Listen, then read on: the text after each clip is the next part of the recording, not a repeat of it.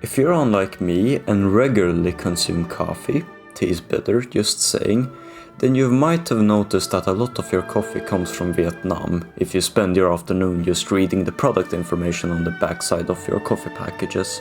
That's because, as of 2024, Vietnam is the world's second largest producer of coffee beans, with the country being responsible for around 17% of the worldwide coffee production, which equates to roughly 30 million bags of coffee beans per year.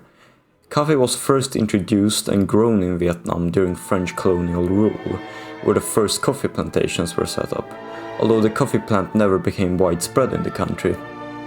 The small-scale coffee plantations of Vietnam would continue until a rather peculiar set of events would cause it to rapidly increase its production of coffee.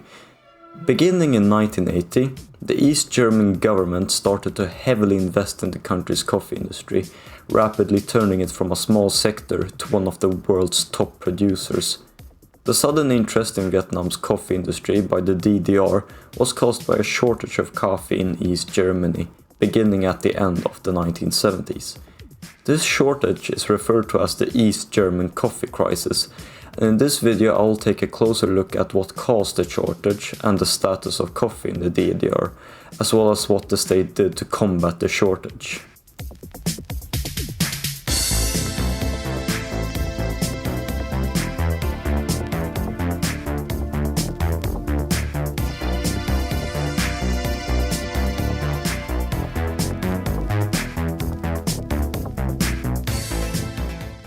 By the 1970s, coffee was considered a staple in the DDR, with the country processing around 50,000 tons of coffee beans each year, which cost the state around 150 million Deutschmarks annually in imports.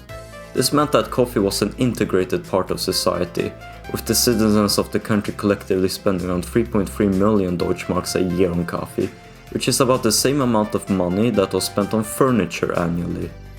Coffee had become a sort of symbol of a more comfortable life in post-war Germany, and it was often promoted by the state as a substance there to help achieve the socialist dream, as a more stimulated workforce would lead to a more effective transition into the future, and common mention of coffee and its caffeine could be found in many cookbooks and trade journals of the time.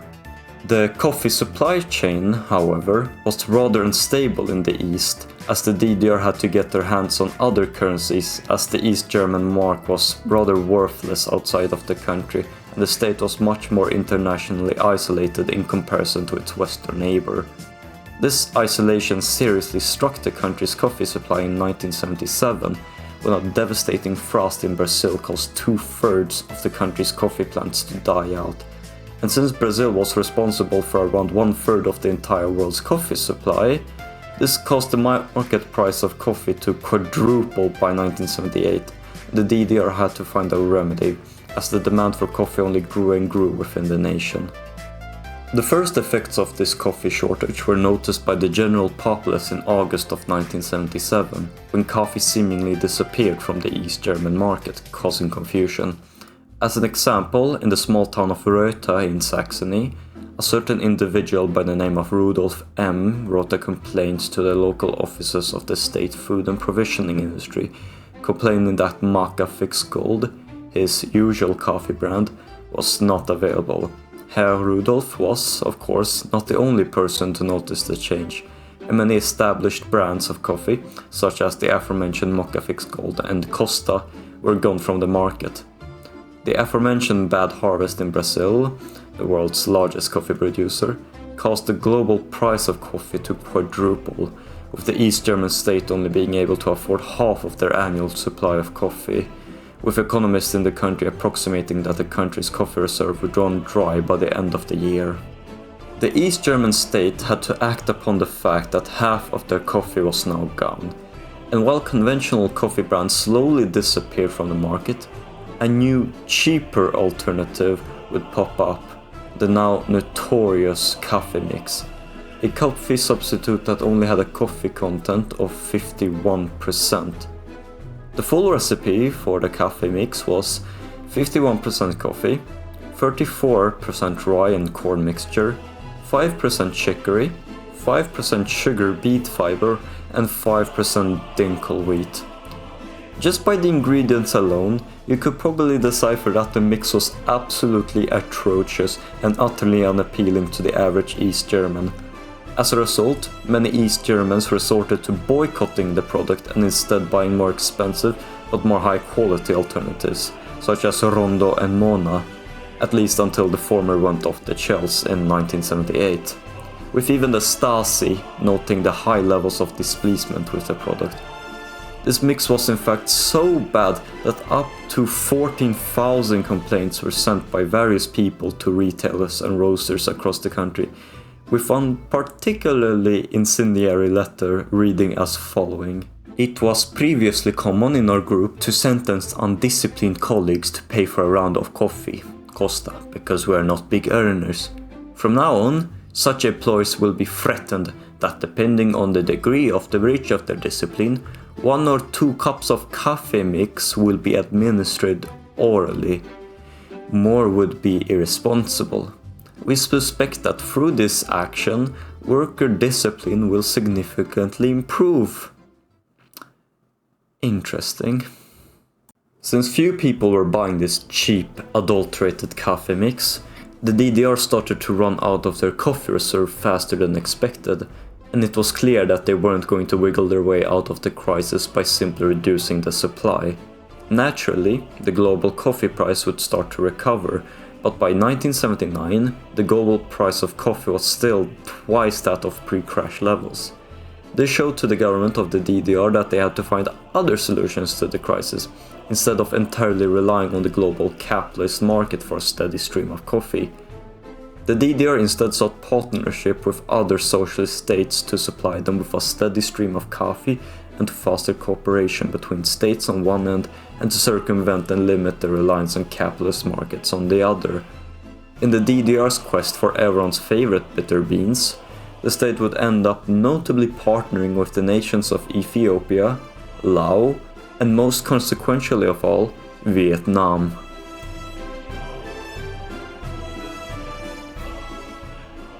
The DDR, in its attempt to gain its required amount of coffee beans, sought trade with the aforementioned nations.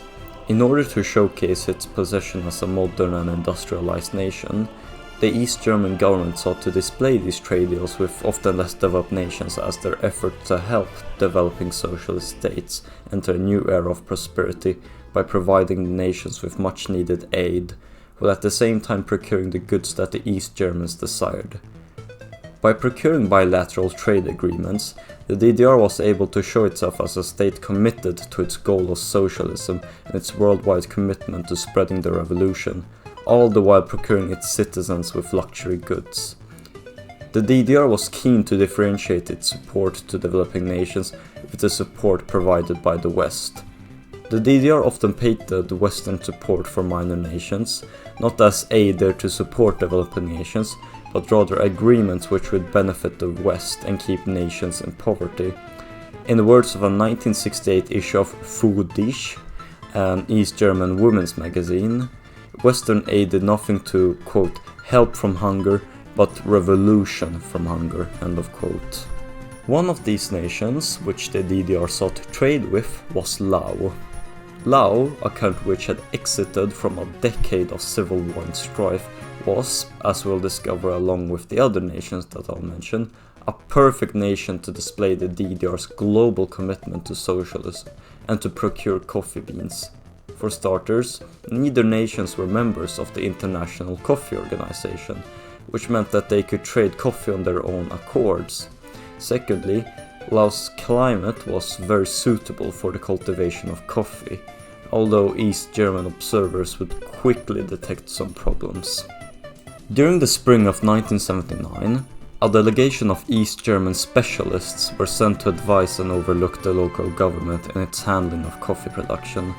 By the time the delegation arrived, Laos's coffee fields comprised of around 70,000 hectares worth of land, and the delegation were delighted as the coffee plant seemed strong and healthy. What was of concern, however, was the lack of mechanization within the agricultural sector and infrastructure within the country. Most roads within the country were unpaved, and the delegation observed that no part of the coffee growing process was mechanized, from the initial planting to the drying of the harvested product. The East Germans also found the agricultural practices of the Laotians to be unsustainable and poor. The delegations found beans drying on the ground and both ripe and unripe bundled together.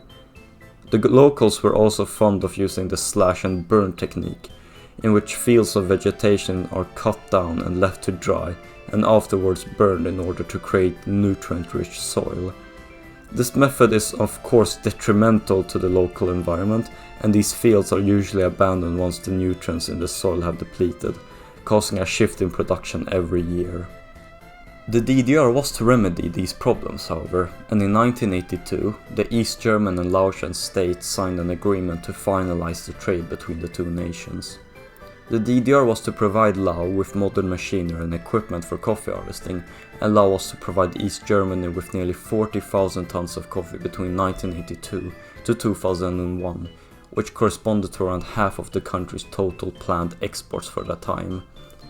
The Laotians immediately went about improving and expanding their output of coffee. Under the supervision of East German experts, many farmers were trained in coffee growing, and everything seemed to have gone according to plan, with 2,749 tons of coffee being exported to East Germany between 1982 to 1985. Things would turn for the worse, however, in 1986, as a drought struck the country. This caused the Laotian government to claim that they could only deliver 5,500 tons of coffee in 1987, which was a drastic decrease from the planned 9,000 tons. This, unsurprisingly, annoyed the coffee-loving DDR, with the East Germans stubbornly refusing to adjust the deals with the country in any way, shape or form, such as in 1988 when Laos tried to amend the trade deal by making the delivery of coffee dependent on fluctuating coffee yields, instead of having a fixed quota, a proposition which the DDR quickly shut down. Although the DDR never ended their trade with Laos, they still had to find other, hopefully more consistent producers to fulfill their never-ending demand for more coffee, and another country which they sought to rely on was Ethiopia. Ethiopia, similarly to Laos, was a state that had just recently had a massive political change, with a Marxist-Leninist military junta taking charge of the nation. The nation at this point was led by the ruthless Mengistu Haile Mariam, who had the previous military dictator Tafari Benti executed, and Mengistu also played a role in the assassination of Haile Selassie. It was first in 1977 that East Germany sent a delegation over to Ethiopia in order to try to broker a deal between the two states. The original plan of the East Germans was to supply Ethiopia with machinery in exchange for coffee.